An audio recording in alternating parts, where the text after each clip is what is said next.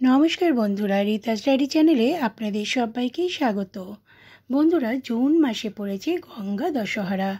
গঙ্গা দশহরা বা গঙ্গা দশেরা জ্যৈষ্ঠ মাসের শুক্লপক্ষের দশমী তিথিতে এই দিনটি পালন করা হয়। সামনেই রয়েছে 2024-এর গঙ্গা দশহরা।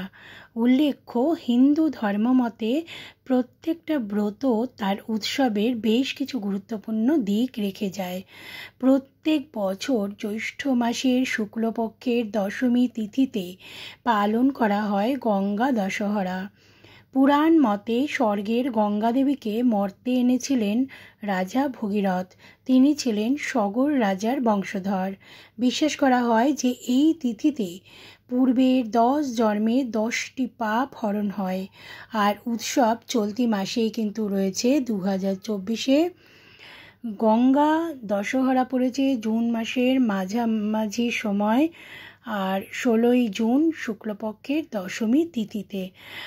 আর 16ই জুন রবিবার পড়েছে গঙ্গা দশহরা। সেই দিন দুপুর 2:32 থেকে এই তিথি শুরু হচ্ছে।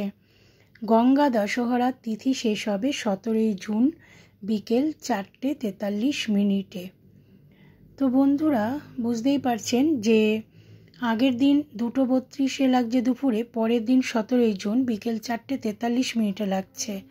গঙ্গা দশহরা পালিত কবে হবে? গঙ্গা দশহরা তিথি পালিত হবে 16ই জুন। তিথিটা পালন করা হবে। সেই দিন রয়েছে স্নান ও দানের পুণ্য মুহূর্ত। এই 16ই জুনেই আপনারা কিন্তু স্নান এবং দান করতে পারবেন।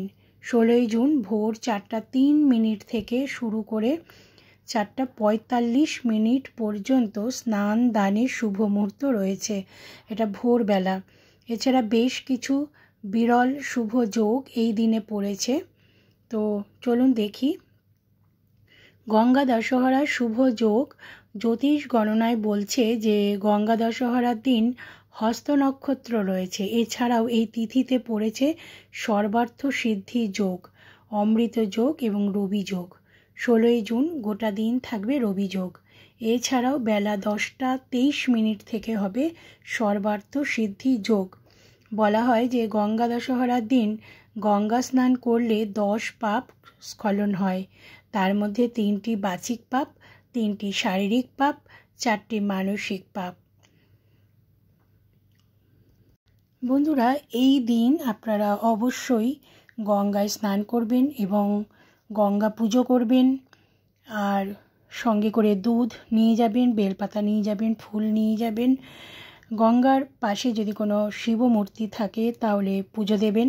আপনাদের সকলের ভালো হবে। সবাই ভালো থাকুন, সুস্থ থাকুন।